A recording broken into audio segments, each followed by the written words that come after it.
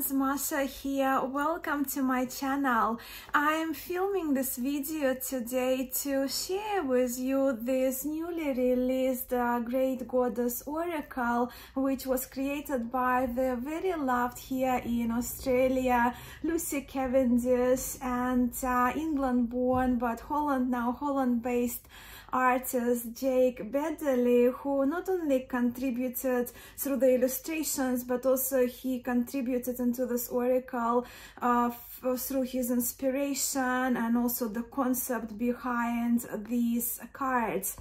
Now, the Great Goddess Oracle is a mass market deck, and it's published by the, again, Australian publisher, by Blue Angel Publishing, and it's a lovely offering, the newest offering from them.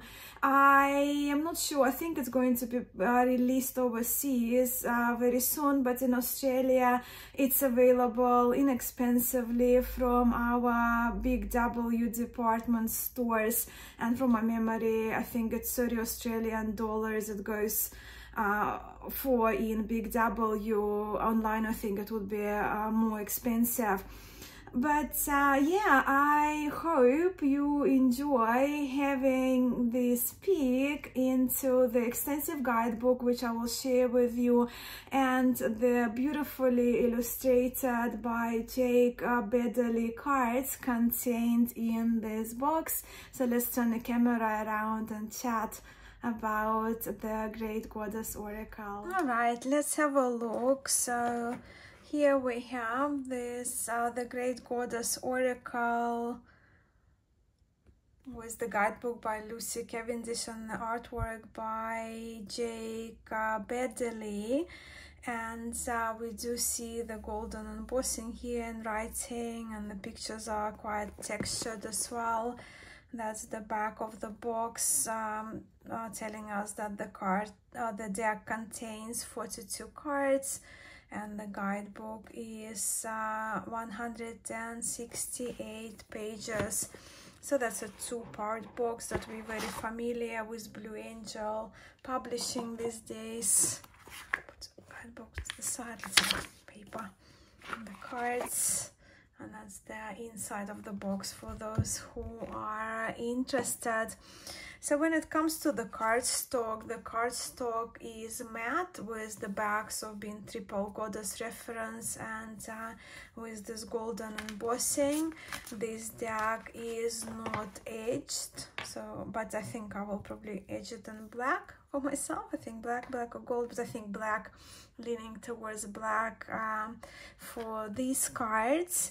And size wise, I've got this Esoteric Buddhism of Japan Oracle of Blue Angel. So just to kind of give you an idea, it's a standard, pretty, oh no, it's actually tiny bit narrower. It looks yeah, so the same height as my other Oracle of Blue Angel. I expected them to be the same size, but just slightly narrower there. And if we do tarot cards, it's just one of my Marseille tarot decks, you will see that of course the oracle size is substantially larger than a standard tarot card would be, but we do expect that. Now, when it comes to the guidebook, also we do see this golden embossing is featured on the front and the back of the guidebook, and inside the card part is actually colored. But yeah, 168 pages of text here, well, 168 for the whole book, and 163 of the text. What we will see in a few moments, I just wanted to mention it now, is that the Great Goddess Oracle features 21 goddesses, but contains, as we saw through the back of the box, contains 42 cards. So we have two cards dedicated to one same goddess, and it will be clearer for you as we get to the cards. But now let's just have a brief look at this substantial guidebook, which guidebook was written by Lucy Cavendish with some input from the artist Jake Baddeley. So the guidebook begins with the personal messages of invitation from the artist and from the guidebook author, and the contents are very clearly defined. The cards also have numbers, but also the references to each goddess are very, very clearly defined in this guidebook, which is great, very easy to reference.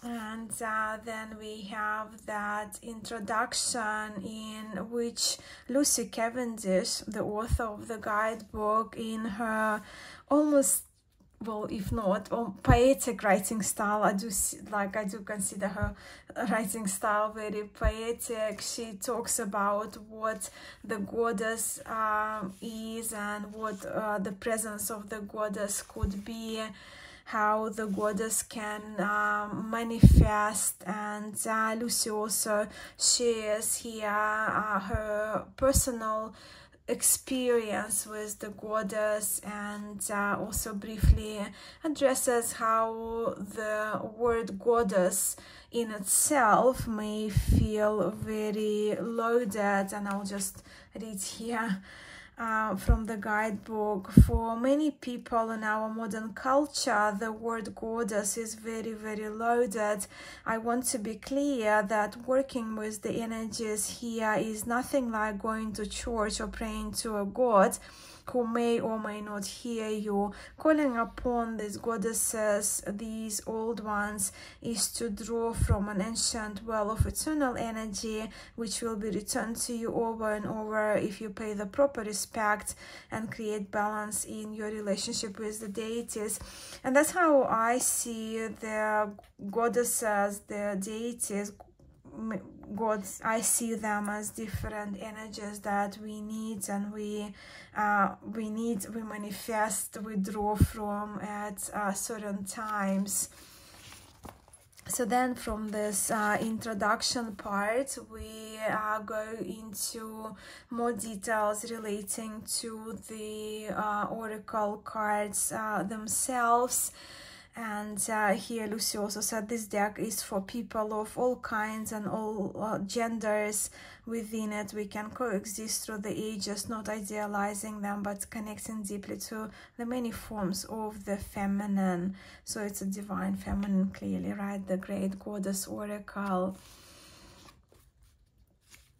Yeah, so then we go into the shaping of the oracle, where from there we do see the structure of the oracle, right? And here also with some quotes, some paragraphs written by the artist, by Jake Baddeley, we get into the structure, right? So in this oracle, what we will see is that there are 7 pantheons are present, right? So you can see here, and I will go through them as we look at the cards.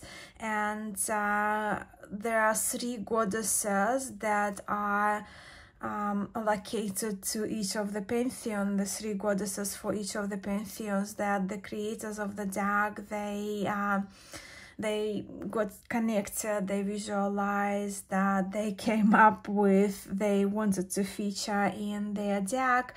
And of course, each goddess is given 2 cards, which again we will see in a moment. But also with each pantheon, like let's say the Egyptian will have 3 goddesses, right? 2 cards for each. So 2 cards will be maiden cards, or 1 goddess is for the maiden, 1 goddess for the mother, and 1 goddess for the crown. And I hope I explained it correctly. And yeah, and as we go through the book, it's just more how to work with the card, blessing, clearing, charging, meditating. I will spare you on those, reading, asking the question, There are a few spreads as well there, special moments. But yeah, simple card layout. Triple goddess, which is our general past, present, future spread. Then we have mother, maiden, crone spread. There would be yeah, some more complex spread, and even a Celtic cross that was adjusted or modified by Lucy Cavendish. And from there we'll go into the cards, and again each goddess will have two cards for the same goddess, with of course different write-ups for each, which we will return to in a moment once we look through the cards, right? And once I will need to reference the guidebook for a few goddesses that I myself am not familiar with. So the oracle begins with one of the most ancient pantheons, which is the Sumerian pantheon. And the first two cards, they are dedicated to Inanna. And Inanna was that ancient Sumerian mother goddess. And with that, Inanna was the goddess of love, sensuality, beauty, and self-service. But also Inanna was a warrior goddess invoked for when strength and power were needed. She later became known as goddess Ishtar, which is these days, I think, Inanna. Both, I think, Inanna and Ishtar, they have the same amount of popularity. But yeah, I know that some of my friends do know Inanna as goddess Ishtar, so I thought it was worth mentioning. And in these cards you can see, well, there are two cards, right, dedicated to her, and she is the maiden from the Sumerian pantheon. So we have her blessing as the first card and the invocation, and that's what we'll see for each goddess. The same goddess will have first card for the blessing from her, and the other one is the invocation. And Inanna here is the lady of rapture. So that's the maiden from the Sumerian pantheon. Then next goddess from that same pantheon of Sumers is Ninhursag, and that's the images for this, the blessing and the invocation. Once again, lady of comfort and healing, as Ninhursag was another ancient Sumerian goddess of healing, of nurture, of mountain, of fertility, of birth, as we see here depicted in the cards. I also need to point out that every card has the same kind of golden embossed borders, and the names written in a kind of older looking font, Ninhursag, as we see in these cards. And then for the crown energy from the Sumers, the last pair, right, the last two cards are dedicated to goddess Reshkigal, who was a feared Sumerian goddess of the dead and of the underworld. And with that also, she was the goddess of renewal and rebirth. We see here she is the queen of the great below. Right, so yeah, we kind of see the reference to what the goddess is. Also, Reshkigal was the older sister of Inanna, of our first Sumerian goddess that we saw in this oracle. And Reshkigal is linked with crown energy, right, the crown spot for this pantheon. From my basic understanding, Reshkigal is like Kali, right, the tough love deity, if you will. But then I'm really not that familiar with the Sumerian pantheon. Next three goddesses we'll see are from the Egyptian pantheon, right? So they are the Egyptian goddesses. And we begin with Nut. So Nut was the goddess of the sky, and she is, of course, is the most recognizable in this depiction, with her body being blue and covered by the stars, and here we do see crescent moons as well. She Nut is believed to contain all the stars of the cosmos, all the stars of the universe within her, and referred here as the Lady of a Vast Cosmos. They're the two beautiful cards, and in the Egyptian section, Nut is our maiden. Then, as the mother from the Egyptian mythology, we are, of course, naturally, right, clearly Isis is the best pick for that, with Isis being the female goddess of magic, and she is referred here as mother of magics. Right, in that first card is the blessing. Remember, the first card is the blessing to the goddess. Next one is the invocation to that same goddess. And you can see, I don't want to read all the keywords for everything, but yeah, illumination, healing, ecstasy. Of course, that Isis was known to be a patroness of. But yeah, Isis is that female goddess of magic, life, and healing. Isis was the mother to Horus and the sister and wife to Osiris. She is also the goddess of life, birth, motherhood, and her throne here is one of the symbols, right, that are known symbols for Isis. And then for the crown energy from the Egypt, we are with Nephthys. In Egyptian mythology, Nephthys is the goddess of funerals and of protection. She is the one who is believed to have escorted pharaohs, right, to the underworld, and she is often depicted crowned, as we see in here, with that kind of the headpiece that has like a house and a basket on top. That is like one of the common, right, references to Nephthys, one of the symbols, right, for her headpiece. And yeah, mother of gateways, she is here. And from the Egyptian pantheon, we're moving to the Greek pantheon. I do love my Egyptian mythology, and so do I love my Greek mythology, with the maiden representation with these two cards for the blessing and invocation being Persephone.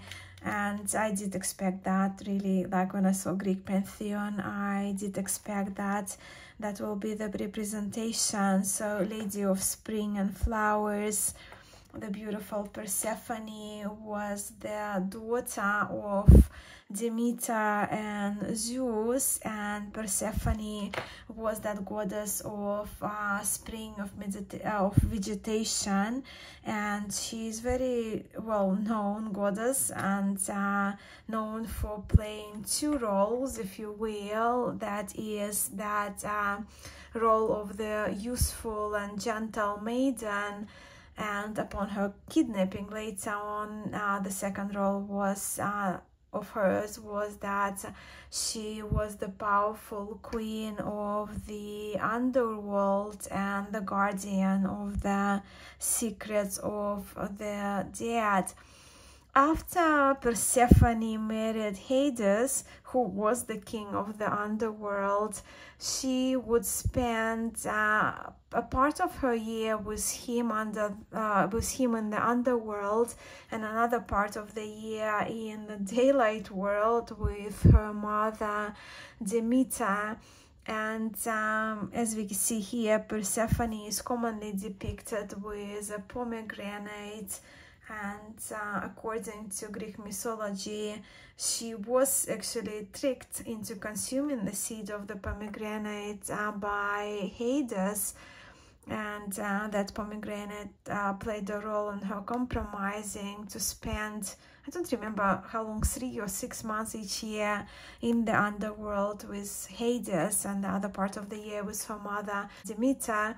But in the end, it's a happy love story. In the end, Persephone did fall in love eventually with Hades. And then, of course, for the mother role, and so again we see the blessing card and the invocation. We are here with Demeter, Lady of the Golden Grain. Well, yeah, Demeter, I'm above mentioned mother of Persephone. Some associate Demeter with Gaia, as this goddess was worshipped as the goddess of growth and harvest, agriculture, ruling over crops, especially grains.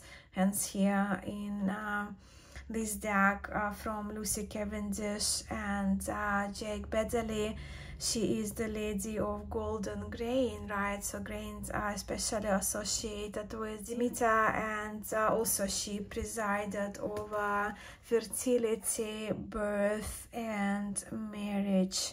One of those important goddesses. All of them are like here, really. They are very important goddesses from each pantheon, but this one, Demeter, of course, is from the Greek one. And the crown representation for from the Greek mythology we can draw from is a Hecate, lady of the night. Just beautiful images, beautiful illustrations so far we have seen from Jake Baddeley. Really lovely cards. Yes, Hecate, she is the last goddess from the Greek pantheon in this deck, the third one, and she was the goddess of the moon. She was considered to be the lady of magic and of the night, of spirits and crossroads, and with that decision making. But also her functions were protection and healing, and even herbalism, if I remember correctly.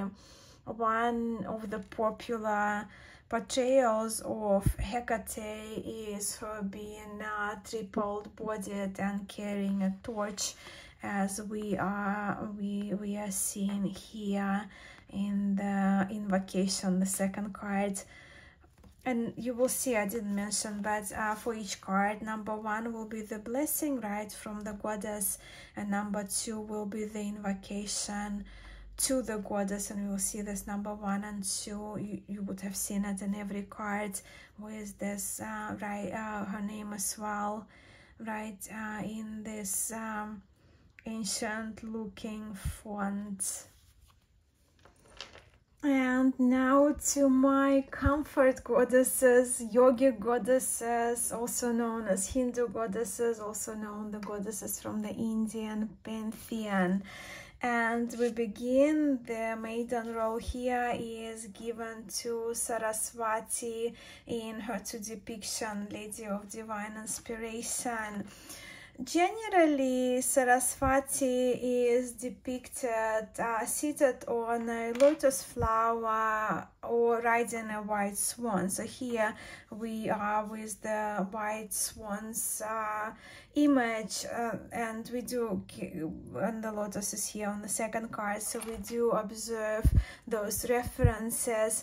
In this card, Saraswati is shown bare-breasted, when in traditional canon she is often portrayed in, when we will look at pictorial form, not sculptural form, in either white or pastel-colored sari. So here we see the white reference, and here she is in her traditional depiction with 4 arms, 4 hands, in which is holding this Indian music instrument, veena, and mala prayer beads in one of the hands. But of course Saraswati is known as the goddess of creativity, so Saraswati's domains are language, music, literature, arts. She is the goddess of speech, knowledge, creativity, purity, insight. Saraswati is the patroness of learners and of scholars, and Saraswati, this goddess, is invoked when we need help with enhancing our memory, our speech eloquence, if you will, if we need help with studies, our studies of a variety of disciplines, if we need some assistance with communication and development of our artistic skills. So powerful goddess Saraswati, she is the Shakti. Shakti is divine feminine power of creation, and she assists and provides the wisdom, learning, and ideas. And again, that's my comfort zone, right? The yogic pantheon, called yogic Indian, really, but because I'm a yoga practitioner. But what I do want to say also that I haven't mentioned before, that these cards are amazing in the sense that there are a lot of symbology featured here that we can draw from, that are traditionally associated with the goddesses that we are looking at. Right, so that was Saraswati for the maiden, for the Indian pantheon. For the mother, we have here Lakshmi, and yeah, Lakshmi is a daughter of Durga, another kind of yogic Hindu Indian goddess, and Lakshmi is mostly known for being the deity, the goddess of good luck, of financial prosperity, of fame, and of generosity. So traditionally she is also kind of dressed into pink or red adorned sari, like many adornments we see with Lakshmi. So in this oracle, like, I mean, I don't mind these depictions per se, but I must say here that while the artwork is also very beautiful in both the Saraswati and Lakshmi cards, I would have loved to see more variations in the adornments and the colors of clothing featured in these cards. So even when we kind of here with some kind of lower body coverage, right, if you will, I would have loved to see more kind of pastel white colored dress.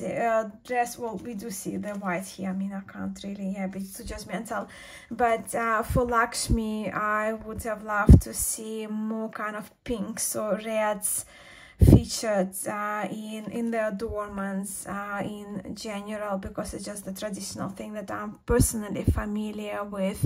But then again, naturally I'm the pickiest when it comes to my most familiar, my most familiar goddesses.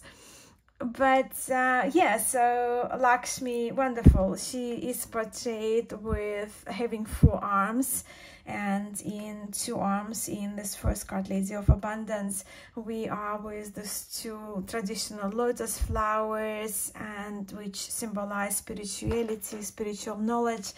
Here, while we do see particular coins, but the gesture is of her kind of giving, right? Giving, pouring something onto the earth, giving into the earth from this hand and this giving gesture.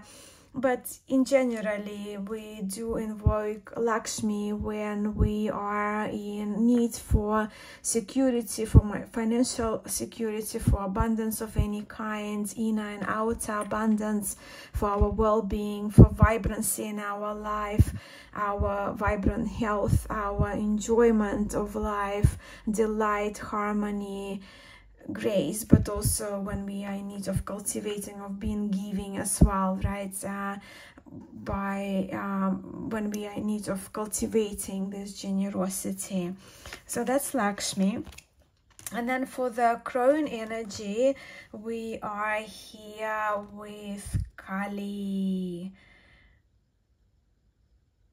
destroyer of evil.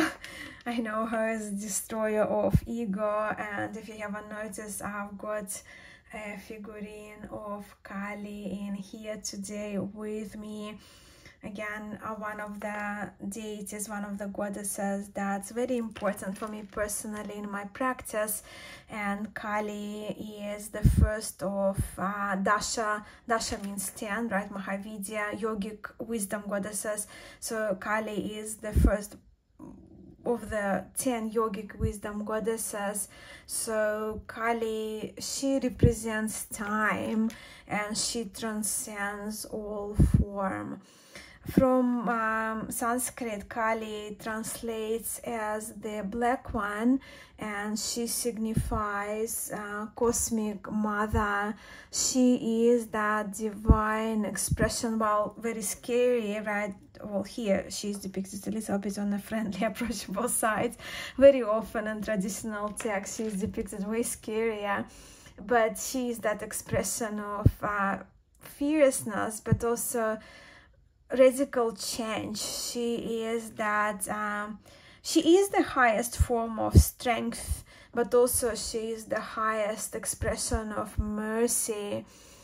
And in her iconography, Kali is most often depicted dancing. Here we don't see Shiva, but we do see the Kali in her dance. But generally, Kali dances on the corpse of Lord Shiva, but dance is dance, right? She is depicted in her dance. She is depicted naked, somewhat frightening, and usually having that midnight blue body with her wild hair, with her tongue out, as we do see portrayed in these cards. And as I mentioned, she is often associated with that fright and terror, but in reality, she really is that ego slayer. She is the energy, the goddess that is believed to relieve us of bondages. So Kali is invoked when transformation and strength are needed, and she's believed to be seen in dissolving our limitations, fears, past traumas, attachments, unwanted habitual patterns, and she keeps us safe from damaging situations.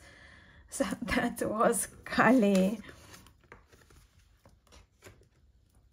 And now we are moving to the goddesses from the Pantheons I'm truly least familiar with, and the names of which I will struggle to pronounce. So I will have to rely on the guidebook here. And we're moving into the Welsh, three Welsh goddesses, with the first one being Bloody Red. Excuse my pronunciation, I do try, but yeah, not very familiar with those. So this goddess, the Lady of 9 Flowers, Bloody Red, who holds the power of plants. I'm going to read from the guidebook now, right? So in the images we do see that reference to the 9 flowers, and they are broom, meadows, wheat, oak, blossom, primrose, burdock, bean, nettle, chestnut, hawthorn. I am the maiden of flowers and owls. You know, I love owls. We do see owls here, owl wings, owl heads depicted, and I've always been drawn to owls and have witnessed many in my surroundings. I do love my plants as well, so I guess I will have to educate myself a little bit more on Welsh mythology. And I do actually have, some of you do have the Llewellyn Tarot published by Llewellyn Publishing, ironically, but the beautiful deck that is based on Welsh mythology. But yeah, again, beautiful illustrations from Jacob Baddeley.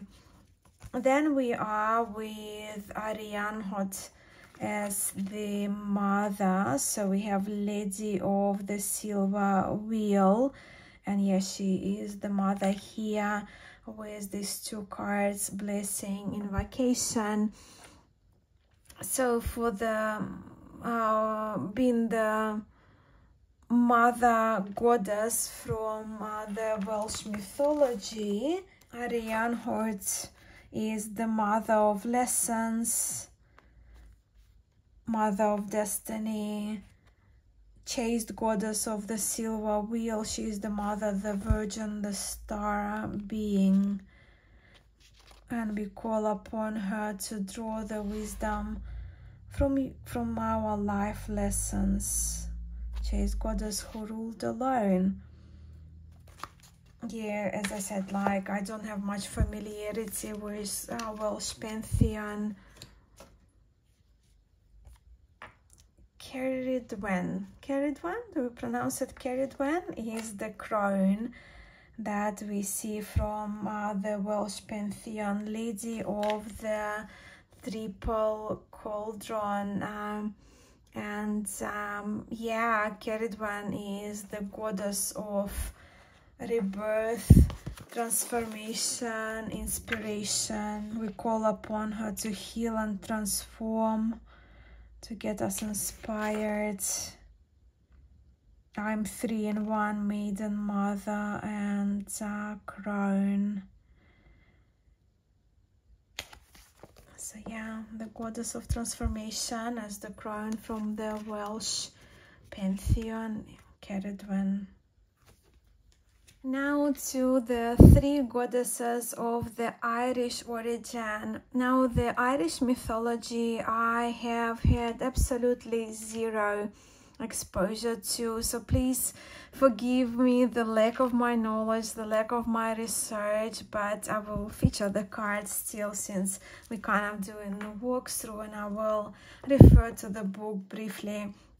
So the first goddess from the Irish mythology, Irish pantheon we have is Anu, Lady of the Earth, as the maiden in those beautiful depictions. I mean, I cannot say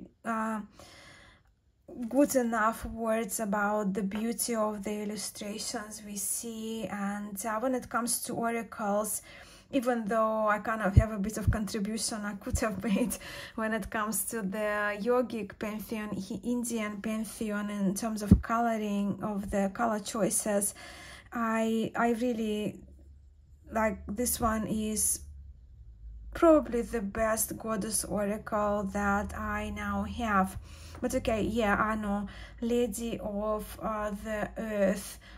So we have that nature, she's the nature goddess, and the guidebook says, I'm the earth, I'm your eternal source of nourishment. I am Anu who nourishes. I raise the hills, which are my breast. I'm the valleys and the caves, the good earth, and all that springs forth from her.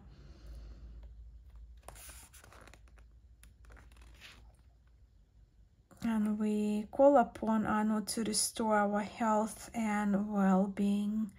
So that's the maiden from the Irish origin. For the mother, and I don't even know how. I know it's not going to be as it looks. B-A-D-B, bow.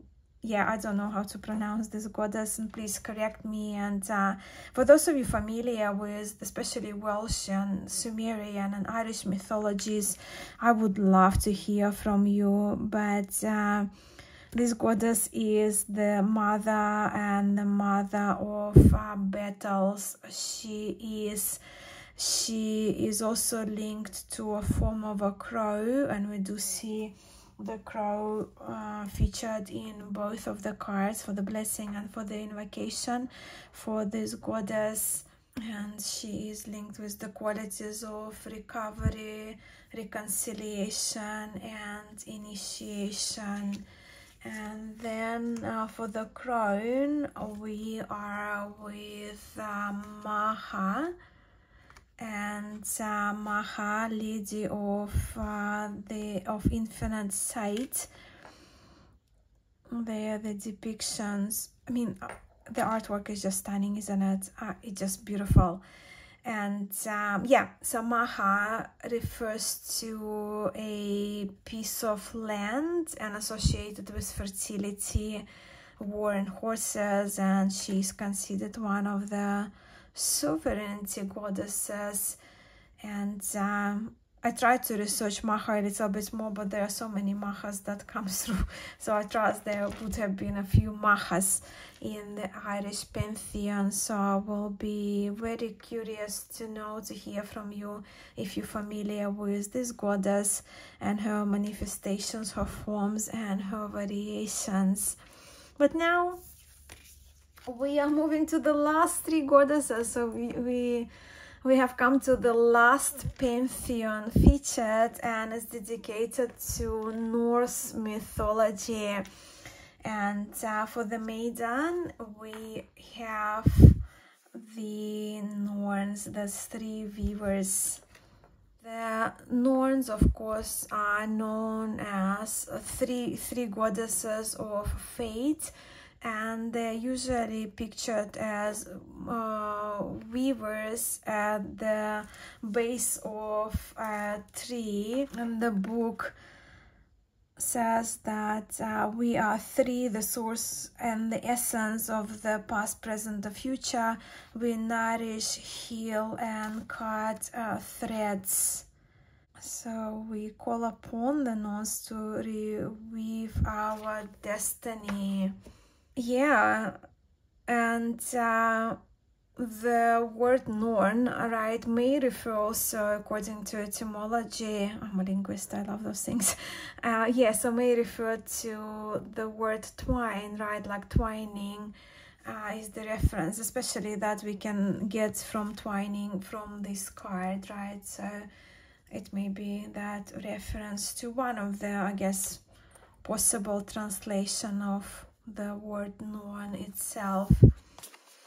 Then for the mother in from the North Pantheon, we are with Freya, beautiful Freya, the goddess of love, beauty, sensuality, sexuality, desire. She is also, and she's portrayed very much so, she is a warrior. And in the blessing card here, she is the Lady of Light, right? She is shown with her two cats, which kind of the color of my kitten Soli. I'll take that. But yeah, once again, beautiful images. Right, and the last two cards are dedicated to Hel. Hel is the crown goddess, she who all must meet. But yeah, Hel is that crown goddess of the underworld, and we call upon her to connect with the beloved dead and for our answers. She is the queen of winter, lady of the bones, and Loki's child. Yeah, Hel, remember, Hel was the child of Loki. And these are our cards with which feature 21 goddesses, 2 cards per goddess, with those goddesses coming from 7 different pantheons. But yeah, so I see deities in general, goddesses, gods, deities, as energies in play. So I'm shuffling the cards now, And just to kind of give a demonstration and open the guidebook for you so you can read how this oracle would work, if you will. Just kind of a quick demonstration. I'm not going to read the thing to bore you. So the energy of which goddess would be favorable and healing for us to call upon this week, or if you're watching on Sunday, this coming week. Which energy,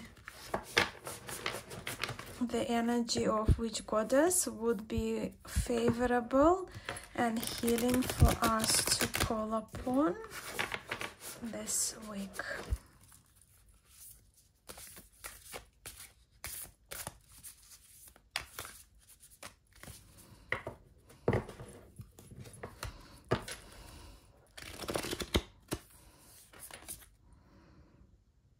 And we are here with the invocation to the crown, Cavendish, rebirth, inspiration, and transformation.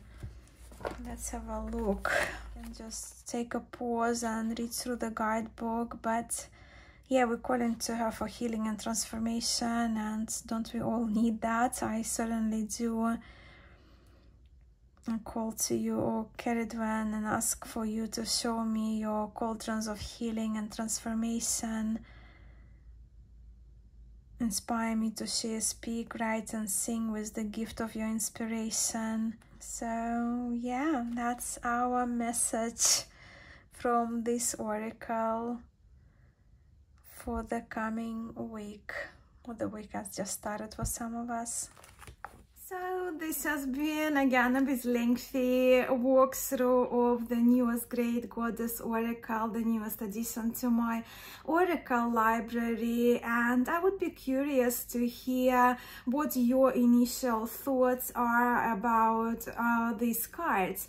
As I mentioned, my main spiritual discipline is yoga, so naturally I am very drawn to the Hindu, Indian, yogic goddesses and gods. I chant mantras too as a part of my meditation practice, and I do use, you know, the malabis, japa mala meditations when I chant mantras to the yogic deities. But I also have great interest in Greek and Roman and Egyptian mythologies, but after having a look at these cards, I would love to now learn a little bit more on the Sumerian Pantheon, but because it's like very ancient, right? But also the Welsh Pantheon, and as I mentioned, I do have the Llewellyn Tarot, which is based on Welsh mythology with the most beautiful illustrations. So, and I remember the guidebook is very substantial, so probably could be a nice starting point for me to educate myself a little bit more on those two mythologies that I'm curious about now that I have had a look myself at these cards with you. So also having shared that, I would be curious to hear if the goddess has a place in your personal practice, and if that's the case, I would be so grateful if you could share which pantheons you are mostly drawn to, or you're partial to, right? Which pantheons you favor. And if it's not too personal, of course, I'm very curious. I'm one of those impassioned, curious people. I would absolutely love to know which personal particular deities that in your practice, which particular deities have a strong presence in your practice. So if you would like to continue this conversation going, please pop a comment below. I would love to hear from you, and I do my best to respond to all the comments on my videos, right? So yeah, so that's it from me for today. Thank you so much for being here. I hope you enjoyed this video. I'm sending much love to you all, and I'll catch you in the next one.